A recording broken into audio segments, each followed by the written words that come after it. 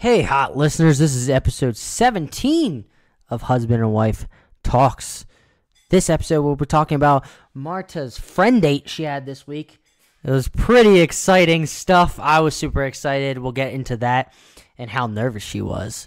And then we talk about karma. Do we believe in karma? And then we snowball into, just how people interact with one another and try to tie it all back in. So I think this is a pretty interesting conversation that we have. I think you'll enjoy. So stay tuned.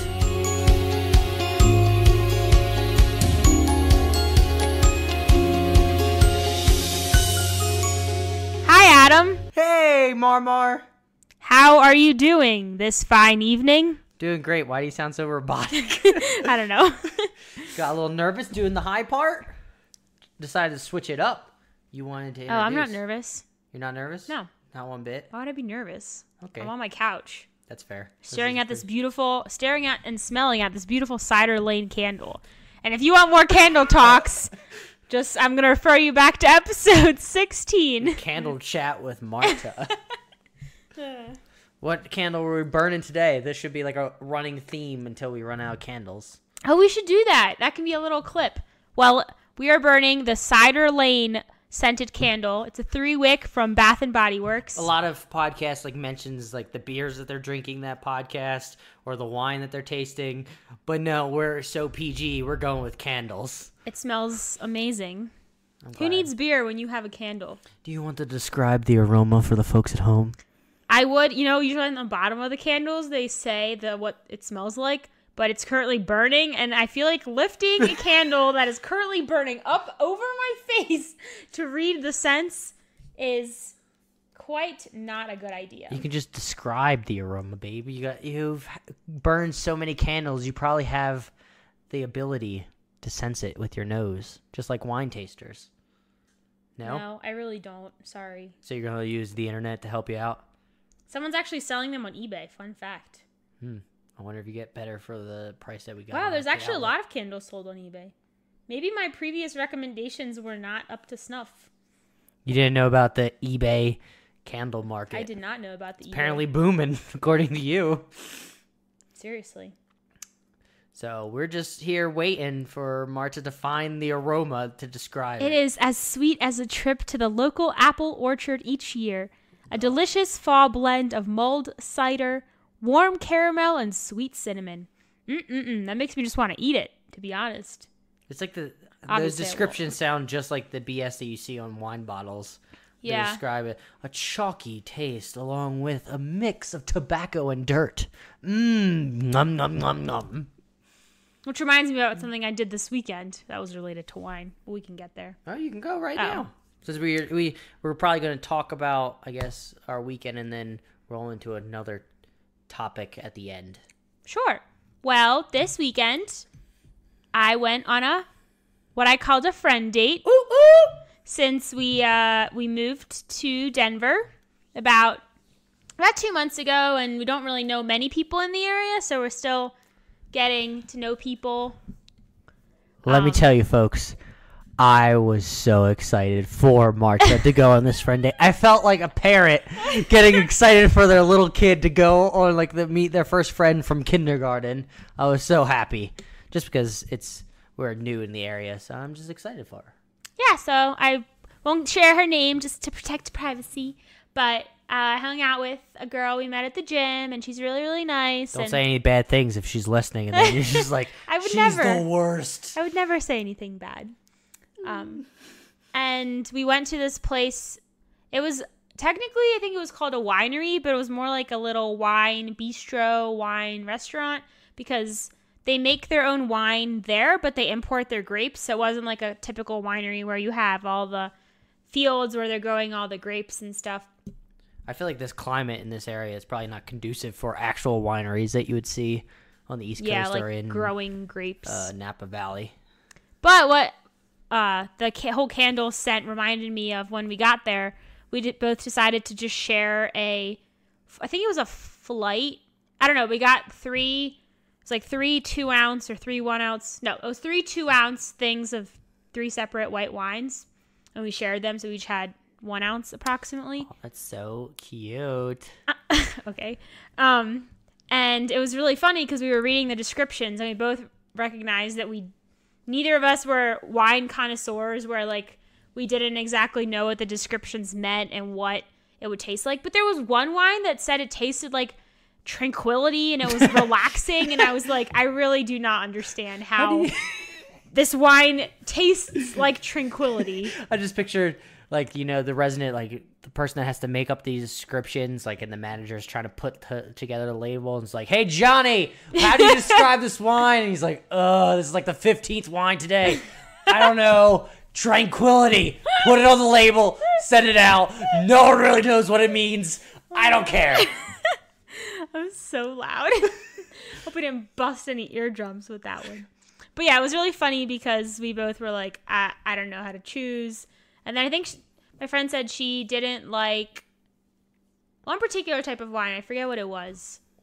It was type of white. What's the type of white? Chardonnay, Sauvignon Blanc, Riesling. Pinot Grigio. Oh, she didn't like Pinot Grigio. And then I was like, oh yeah, I don't think I like that one either. But then they had a Riesling, and I remembered I do like Riesling, so we got that one. Honestly, I didn't love any of them. I think I liked the Riesling the most out of the 3. Probably because it was the sweetest, right? They were all pretty sweet. They all Just had... like you, baby.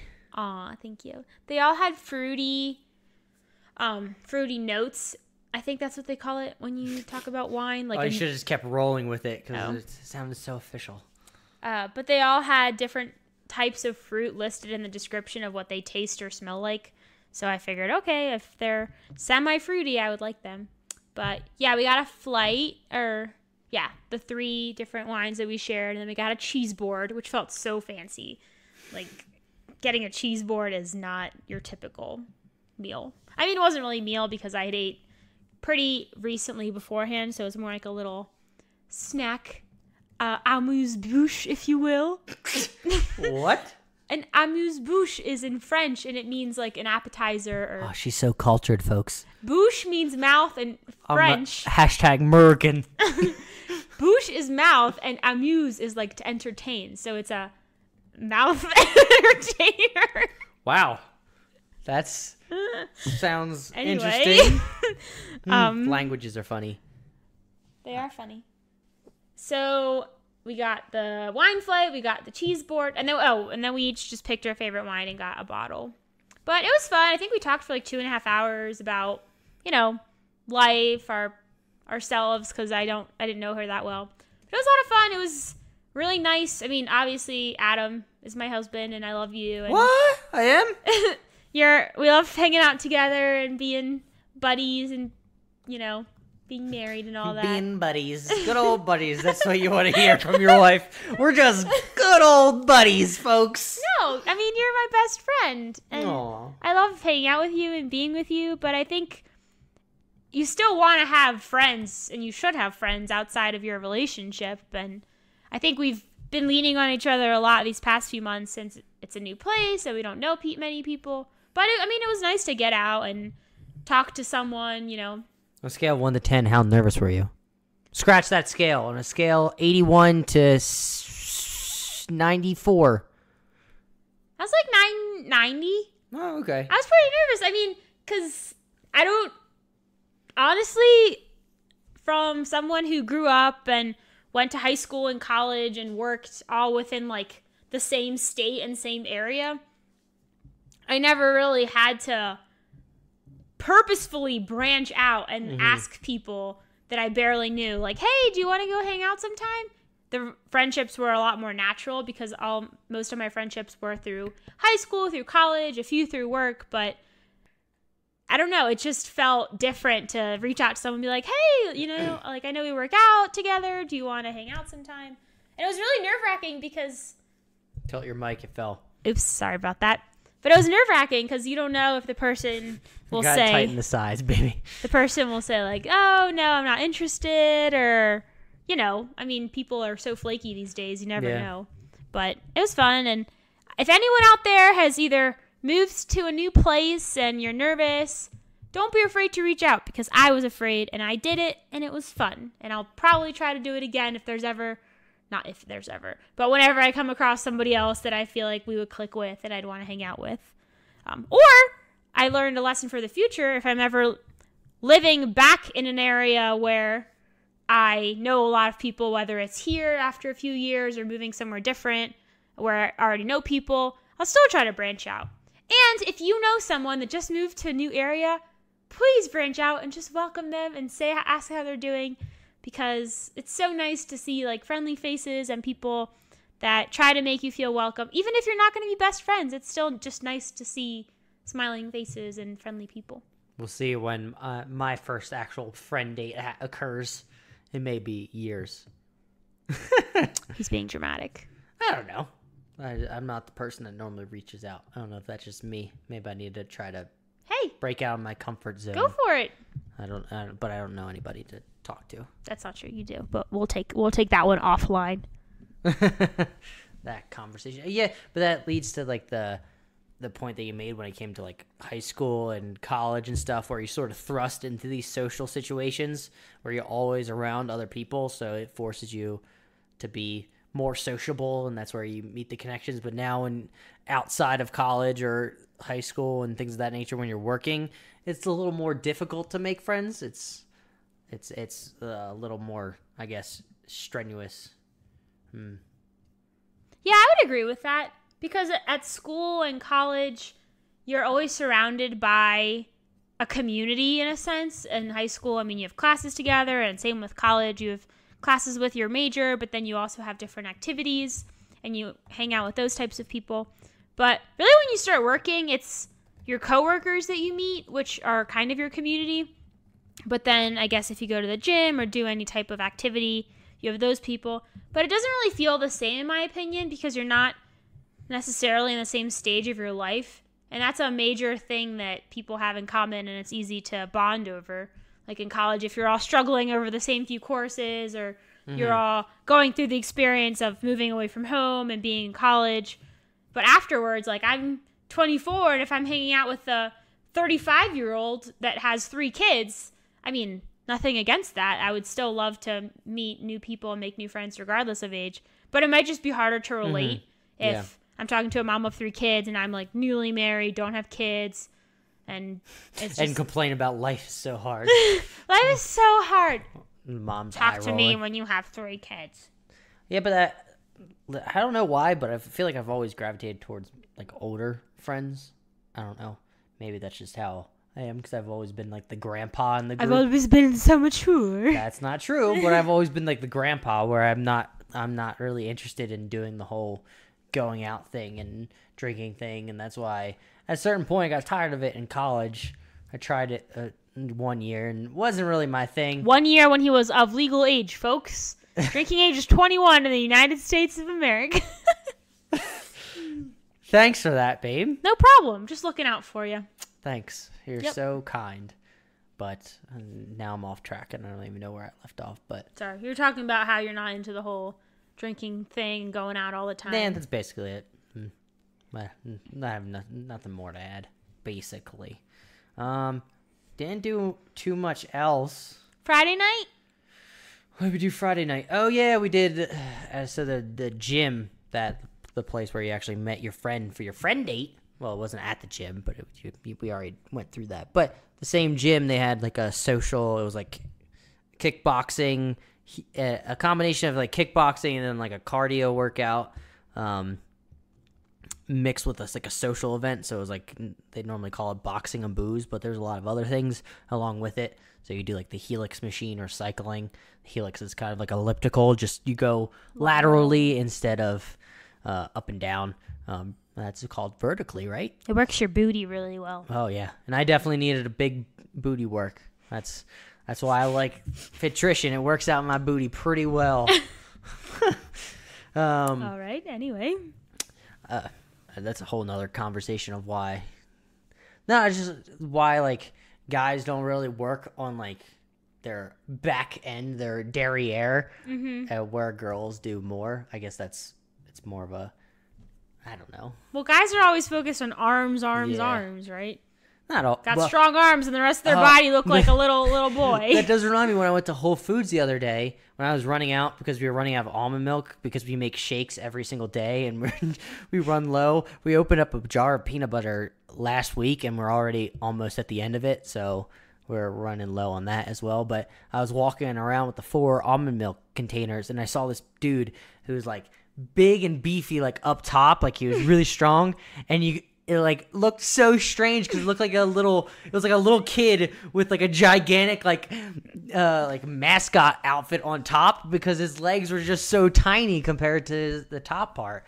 I just feel like sometimes guys don't pay attention to their legs and don't work them out as much because the proportions were way off. Someone skipped too many leg days. Well, let me tell you. That's funny. But yeah, we did like a boxing and booze social event. Where somehow afterwards, as Marta plays with the candle, so everyone, there's like a bottom part where we work out, and then the top part is where they had like things to drink, like wine and things of that nature. It was fun. We ended up playing beer pong. But it was water instead, so we didn't actually water drink pong. it. But people played beer pong where you use water, but you don't want to drink dirty beer, so you just... Yuck. Drink whatever in your hand. But Marta and I, surprisingly enough, were champions, and Marta was killing it. I don't know how. She was very nervous to play. She said she's not good, and she was just draining shots left and right. She carried me throughout. No comment? Yeah, it was pretty good. Although I thought you would at least give it back and just be like humble, or maybe say like, oh no, it was like sort of both of us. Why would I be humble if I know I did great? Because realistically, it was a combination of both. I know, did but well I'm not well. saying you didn't do well. I'm just acknowledging the fact that I did well. All about you, baby. What is the problem with me being proud of my Pong accomplishments? No, but I was shocked. I think the amount of times I've played that game, I can count on one hand. It's been like very few and far between, like just really random gatherings. People are like, let's put these cups in a row and throw ping pong balls in. I'm like, okay. So I'm usually not that good, but this time I was on fire. Yeah, so it was a fun little event that they had, and we had a good time. Got to see a 3-week-old baby that somebody brought in. Yeah, one of the girls who used to work out there just had a baby 3 weeks ago, and she brought it in just for a little bit because I guess all of her old friends that from the gym wanted to meet the baby. But he was so cute and so tiny. small. I suppose I have seen tiny babies because my cousin, who's 7 now, I was 17 when he was born, so I was pretty... It's not like I was so young that I wouldn't have remembered. I do remember. But I just don't remember him being that tiny. Yeah. It was kind of like when we saw that puppy that was like 3 pounds. Mm-hmm. And I didn't realize how tiny puppies that are 6 weeks old are. Mm-hmm. Well, that puppy in general, those breeds aren't going to be that large, so they're going to be even tinier when they're puppies. Oh, puppies and babies are just the cutest. That they are. This baby was so cute. Had a little star onesie on. It was adorable. A little hat. Mm-hmm. Oh. So it was sleep. It was impressive. This baby slept through the whole thing. Didn't even realize it was there. It was. I don't even know how someone sleeps through it. I guess. I don't know. It's got your genes when it comes to loud noises and sleeping through it, babe. How can a baby that I don't even know I know. I'm just making a joke because you sleep through everything. That's true. That's another thing my new friend and I bonded over. She was talking about how... I think I asked her if she watched some TV show, and she's like, no, I don't really watch a lot of TVs or movies because I always get sleepy and fall asleep if it's not super action-packed.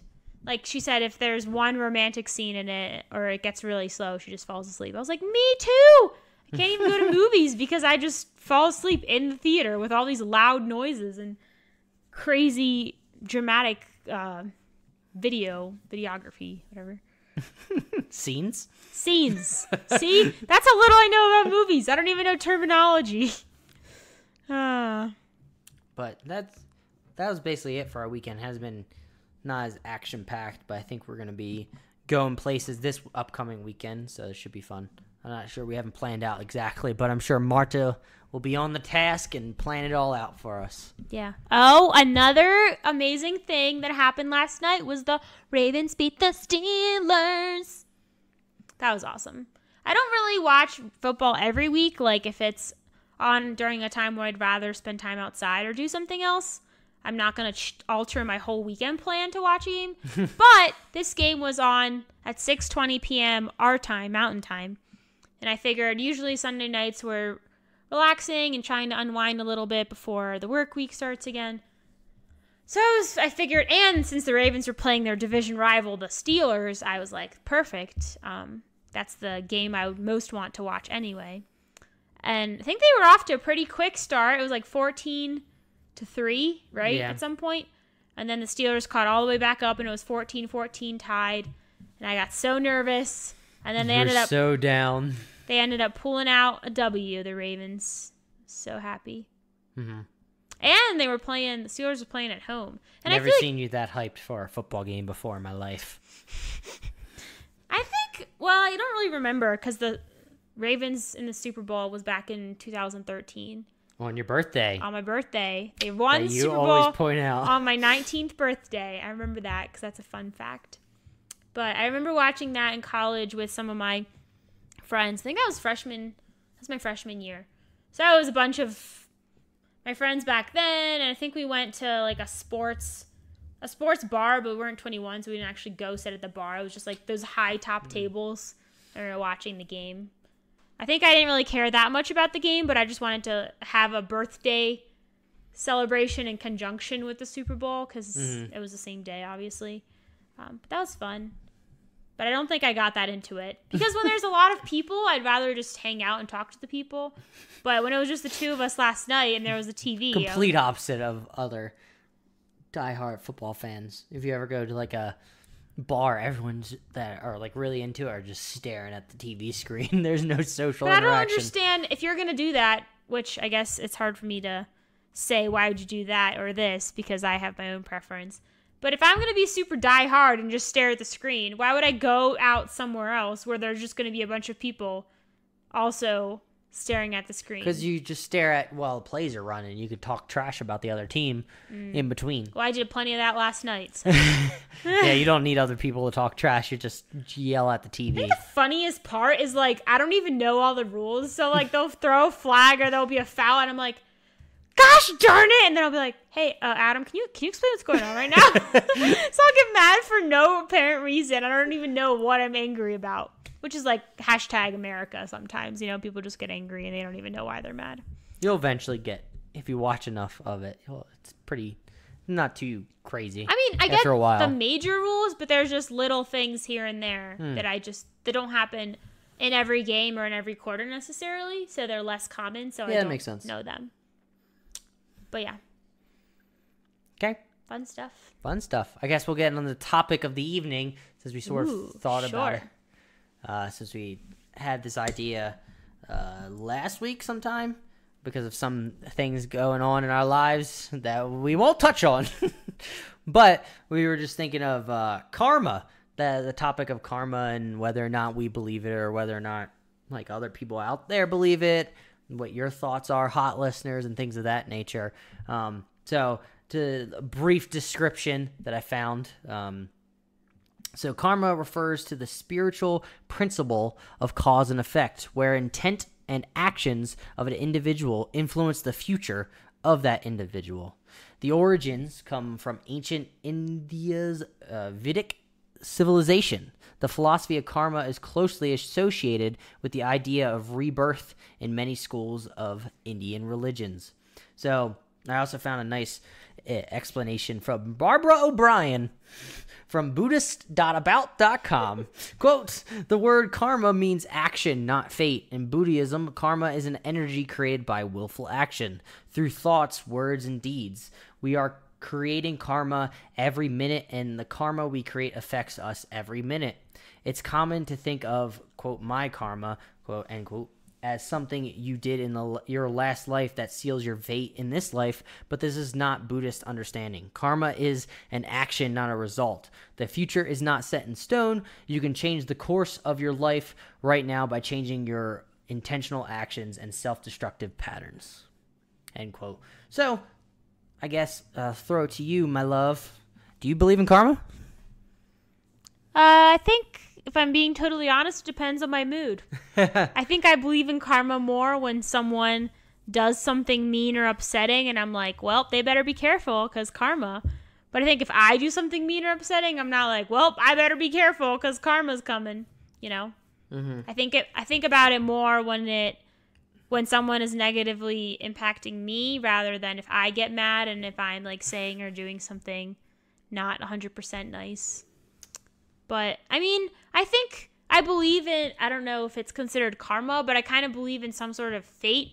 Because when certain things happen in my life and just the timing is weird or coincidental and things don't work out the way I expect, but then something else happens, that makes me believe in some sort of fate. And I know that's very personal, but personally I do because it helps me helps me understand the situation better and realize what's going on and what's happening, because I don't think everything is just, coincidental, happening for no reason. So maybe that kind of relates to karma in a way. Just maybe. Having us, I mean, it's not the same, but it's similar in that you believe in this certain philosophy, I suppose. So you don't believe in karma? Well, you said you believe it when someone negative affects you, but if you negatively affect somebody else, you ignore it. I mean, I believe in it regardless, but it's on my mind more if someone is making fun of me or being really mean or rude, then I think like, wow, I mean, So do you only think of the negative part of karma, or do you think of the positive effect of karma? Well, what is the positive effect of karma? If you do good things, you'll receive good things? Yeah. That's basically the gist of it. You do bad things happen. Do good things happen. But it seems like from what you're describing, it's only about the negative part. That's the thing you've focused on in this first few minutes when talking about it, is the negative of somebody else or the negative of what you do. I mean, I guess I believe in the positive, but sometimes it's not always evident. Like if you do something nice and then no one acknowledges it or even says thank you, and you're like, okay, well, I don't need a trophy for doing something nice, but just a simple thank you is appreciated. Yeah, a simple thank you is appreciated, but the whole purpose, I think, was just do nice things. You don't need to get a reward. I think that's the whole point, is you would be doing nice things just because you're a nice person and you're putting out that vibe. You're not trying to gain anything from it, because I feel like sometimes people are trying to do nice things to then get something in return, and then that sort of puts a damper on the nice thing you kind of do. If you think about it, if you're doing something for someone, you're doing something for someone else to then gain something from them, is that really considered a good deed, or is that more of a selfish deed? That's true. So more selfish, I suppose. I do think karma does exist. I kind of more lean to the idea of, from like a lot of books that I read and things of that nature, where it's more about the vibes that you put out, or like your feelings and how you feel about other people and the attitude that you have throughout the day. If you put out bad vibes, a lot of people sense your anger and frustration and will probably either turn away from you or not interact with you and not talk to you about certain things, which could lead to other things like, I don't know, promotion or things of that nature. But if you're putting out good vibes each and every day, people are going to be more likely to want to interact with you, talk with you.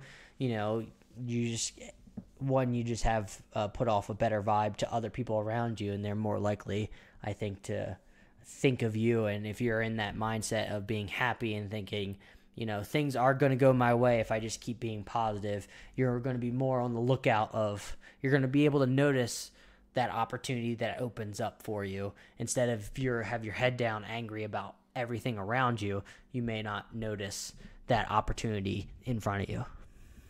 So I have a follow-up question, kind of. So what happens, I'm thinking about work, because that's where I spend the majority, unfortunately, of my waking hours. A lot of people do. Yeah, fortunately, unfortunately. But So what if you have someone that you interact with on a daily basis who is super nice and accommodating to their manager, but then to all of their peers or subordinates or just anybody but their manager, they're the opposite. So where's the karma there if you're nice and accommodating and helpful to the person who is ultimately reviewing you and who technically, quote unquote, matters, not that the rest of the team doesn't matter, but then to everybody else, you're not necessarily mean and nasty, but just a totally different approach. And you're not that nice, accommodating person. You're will different. those people want to work for that person? No. So if theoretically, if this person becomes, I think, manager, right? Is that kind of what they're kissing up to the manager? So you think this person will theoretically get higher up in the organization, so to speak? I think so. I think that's usually how it works. If you're really trying to move up and grow in whatever role you're in, sometimes the way to do it is to be in a favorable position with your manager so that when your manager moves up, they bring you up as well. So now let me ask you this question. So this theoretical person is an a-hole to other people, but except their manager. And theoretically, if this person moves up, he'll probably be in the same area that he already angered other people. And I sort of lead to, hey, there's going to be bad karma here just originally off the bat because no one's going to want to work for him.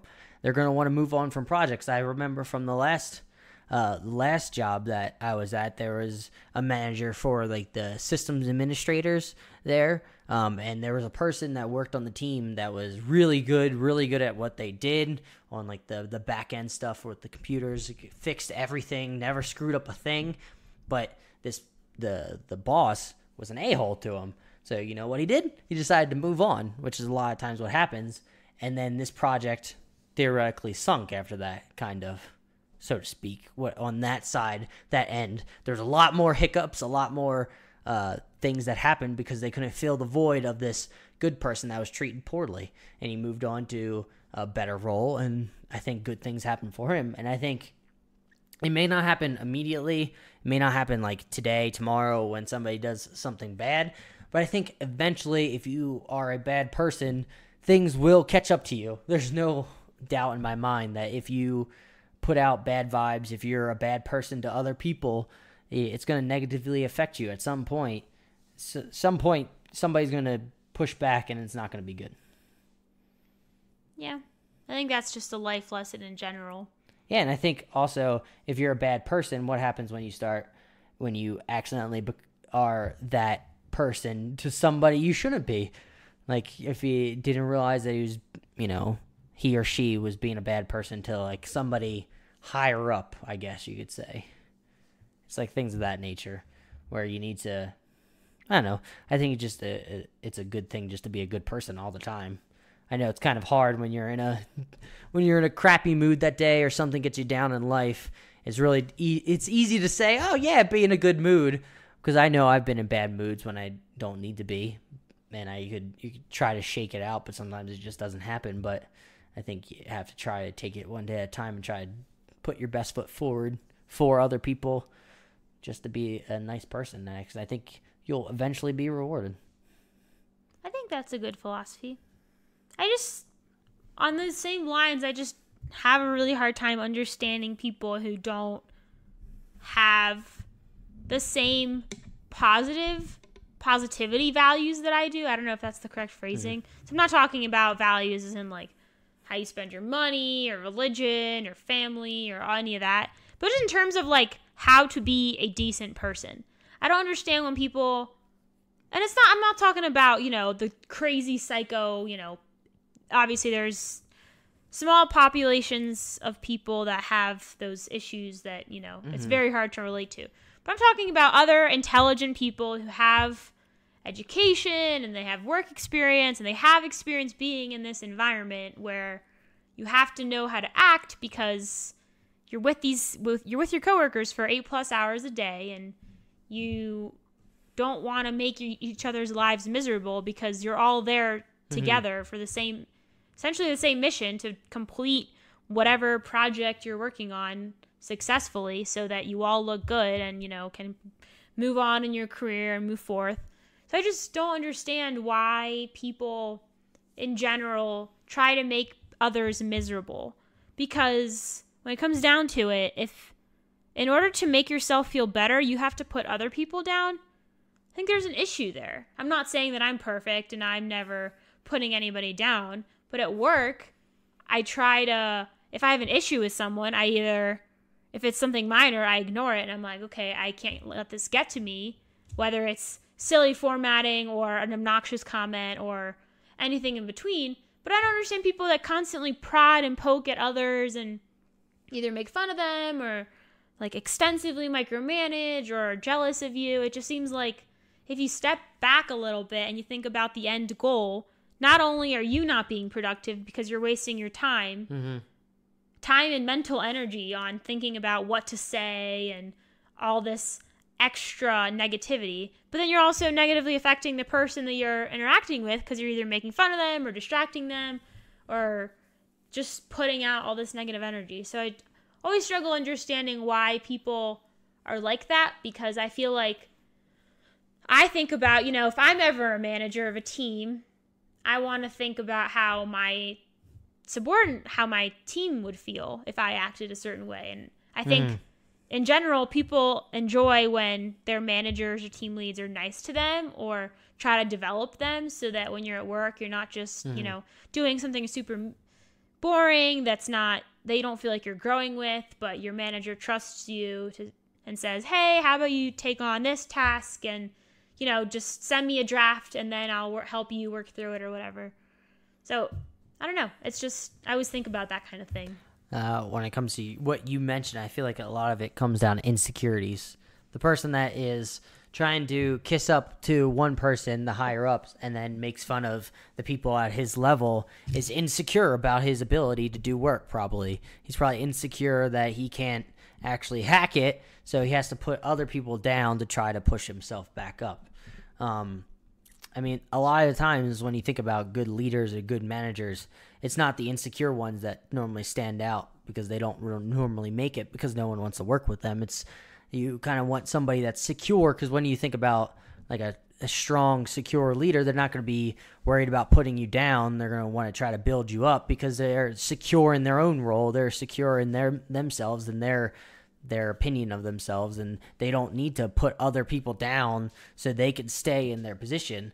That's one thing that still annoys me sometimes about work culture and a lot of these days, is that a lot of times people get a little egotistical and get a little worried if somebody comes in to this new job and they have a lot of knowledge and experience and they want to like try to help out, but the people up top that have, they think they know everything, they don't want that person because they feel insecure, I guess, in their role, and they don't want somebody coming in, trying to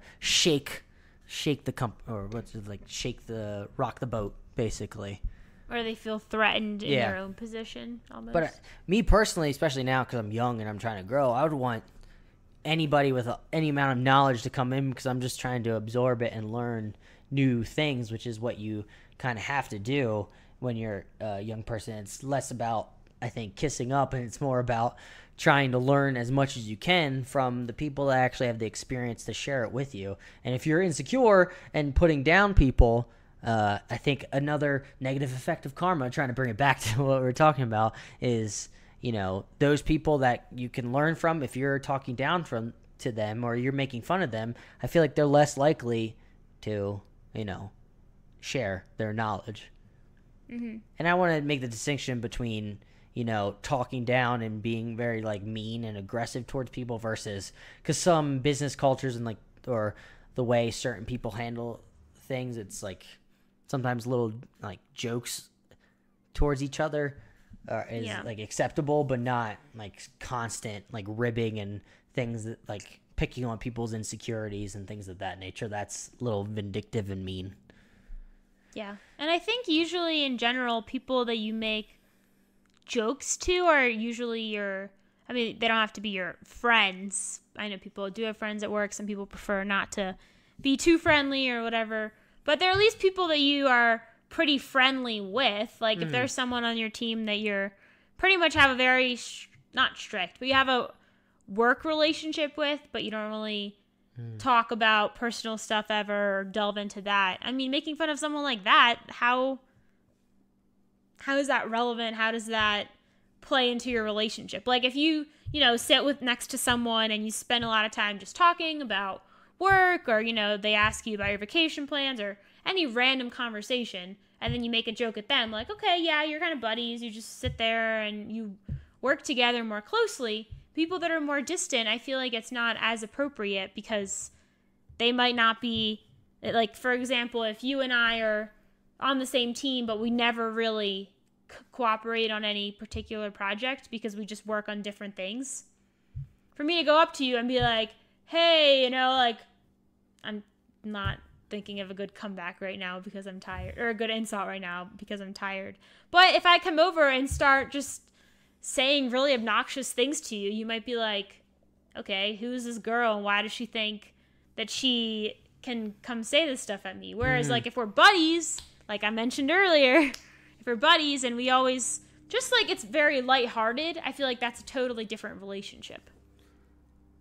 Do you also think that the onus is on the person that's receiving it? 'Cause some people may find that as something they're used to, like people poking fun, and they return the favor, and it sort of turns into like the relationship building where other people aren't into that. They find it more rude and obnoxious and aren't a fan of it. Is the onus on that person that's receiving this to say something?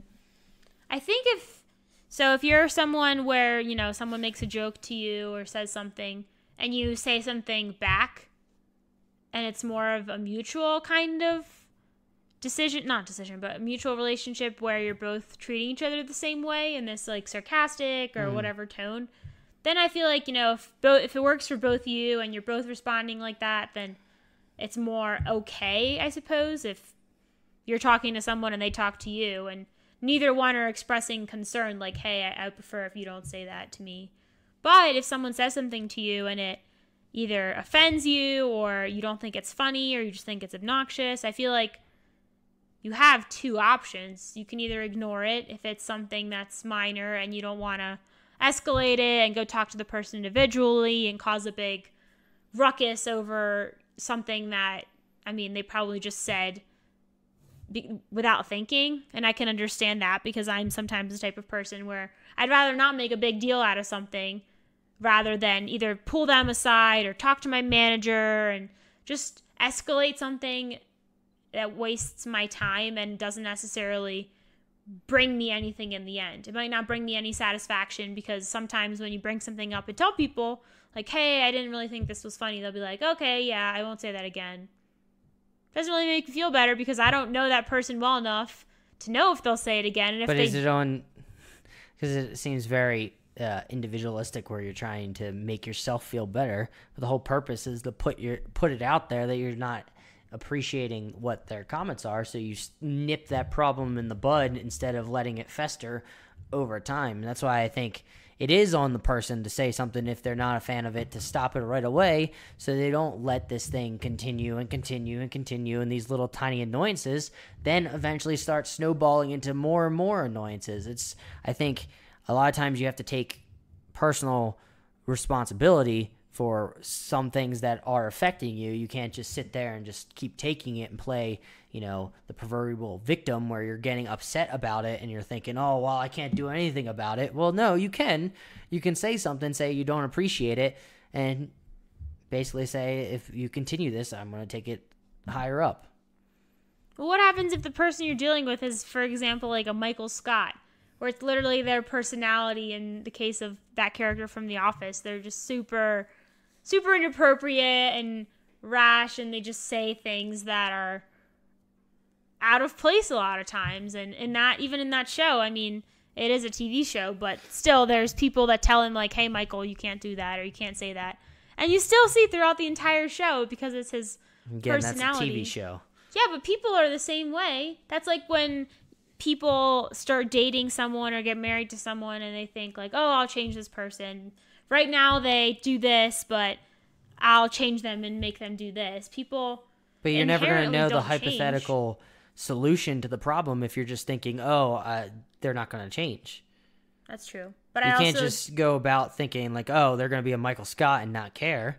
If you bring it up and you're you're very to the point, not forceful, but you're very stern in your conversation, then I think they'll get the point.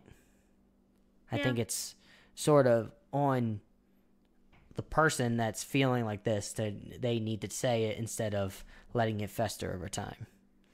Because then that's putting those feelings are then producing bad feelings of yourself, and you're probably then putting out a bad vibe, which then bad things will eventually happen if you keep sulking in your own sadness over little things that somebody's saying, and you could have said something, hey, I don't appreciate this, earlier on.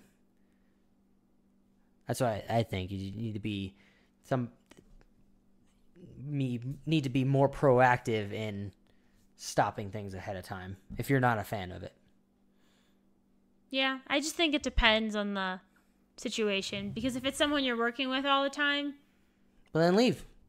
If that's an option. If you say multiple times that you're not appreciating this, you go up higher and they do nothing about it, then leave. I know it probably sounds scary and you are worried about what things are going to happen, but I think, in my personal opinion, I think it's better to take responsibility and put your life in your own hands than trying to wait for something better to happen when it's been shown time and time again that no one's listening. I think it's better to try to, put yourself in a better position to make yourself happier. That's just how I think. I don't know if it's. I hope you're not tilting the candle over with the hot wax. There's something in here. Oh, okay. Because I know sometimes it melts and it gets liquidy as you roll. But yeah, that's just my thoughts. I don't know how this has snowballed from karma, but I guess it sort of all relates because, somebody does something bad to you and you then reciprocate it because you're in a bad mood to somebody else, and that you're now getting bad karma yourself because you're not being nice to somebody. It's just a whole chain of events where you can nip it in the bud and be still a nice person and put out good vibes, even if somebody But nipping around in you the an bud a-hole. doesn't always work. I know. We've just had this conversation. That's why it's frustrating, though, because it sounds like good, easy advice, but I've had several personal experiences where you say something that someone says something to you or does something and you tell them, like, hey, this is not okay, or I don't appreciate this, and then it happens again, and it just is a recurring thing. And at that situation, like you said, you just have to leave that environment because you can't change someone, but you also can't live in constant frustration that this person or situation or job or whatever it is frustrating you. Do you think people get angry too easily, though? Do you think nowadays it seems like people are looking for things to get angry about, or they get ticked off about little things that are said to them that may not actually be that mean, but just letting it get to you? Probably, but I think it depends on the person. Like, for me, you can make I'll take a lot of different types of jokes, but there's certain specific jokes that are very personal that I just don't appreciate. Or if it's something that I'm already self-conscious about, I don't appreciate that kind of joke. But if you're just making, like, generic jokes, I won't get offended because you said this specific word and I don't like that word. But I think it depends. I think overall people in society are getting more easily ticked off because there's just so much going on in politics and the world, and there's just people are more easily irritable. But I feel like people are using that as an excuse. It always comes back to, I feel like people, if they're going to use politics or what's going on in the world as an excuse for them to get angry and them to get mean at somebody else, that's not right. You're just come down to a victim. You're letting the outside world cause you to become a victim and saying, like, oh, I'm allowed to do this because I'm feeling a certain way. But that's not how it actually works. You're not allowed to do anything mean or hurtful just because you're feeling a certain way. That is true. Good point. Should we end it on a good point, or do you have any more thoughts? I feel like this was all very heated. Maybe we should end on something more lighthearted. Heated? What was heated? Not heated, but like just very serious. Oh, yeah. Sometimes we have serious conversations, baby. But we gotta end on a light note. We may disagree sometimes, but that's... People out there, listen. It's okay to disagree about things. I disagree. You can't disagree with your partner. You have to agree on everything. That's not true. I think when it comes to that, I think you can disagree about certain things, but you have to be amicable about your disagreements and not get heated or angry about it. Yeah. Know how to fight the good fight if you are fighting. Or just argue the good argument. Like, you gotta know how to have those conversations, but be civil. You know? Like, we just had a very serious conversation, but we're civil. And I'm getting kind of tired, so that's always a factor in it, to be honest. Like, if I start responding more slowly, I might be getting sleepy. Not that I'm getting sleepy right now. I think I'm going to end it now. I'm going to end it now? Yep. All right, that's too bad. Well, thanks for listening. Remember, folks, you can email us questions, hotpod@gmail.com. We'll be happy to answer them on the podcast, which meaning we have to answer those questions that were submitted to us a week or so ago. They're ridiculous ones. I don't know how we're going to answer them all in one podcast. That'll be a bit of a challenge, but maybe we'll break it out throughout the multiple episodes, and it'll be a feature because there's like 15 different, kind of the same type of questions, but all rather random. So you can follow us on Twitter @HotPod, Facebook.com/HotPod. We post things there. I think we haven't really gone to more scenic places to post pictures, but that's where we will post pictures if we do of our adventures in Colorado or anywhere else. If you're listening to us on iTunes, please, in the feed, if you go to the library, click our podcast, scroll down, you can give us 5 stars right there, write us a review. It'll help us out a lot. We are also available everywhere: Stitcher, Spotify, Google Play, Overcast. Not on SoundCloud now that I think about it, but we're available in a lot of places where you can find podcasts. So please share us with your friends and family, because this is such a family show. They would love it. They would love Marta and I. So thank you all, hot listeners, for listening. This has been episode 17. Marta, take them away. Thank you so much for listening. If you have any interest in candle chats with Marta, please email the hotpod@gmail email, and we can address those future potential episodes in the future. Thanks for listening. Bye.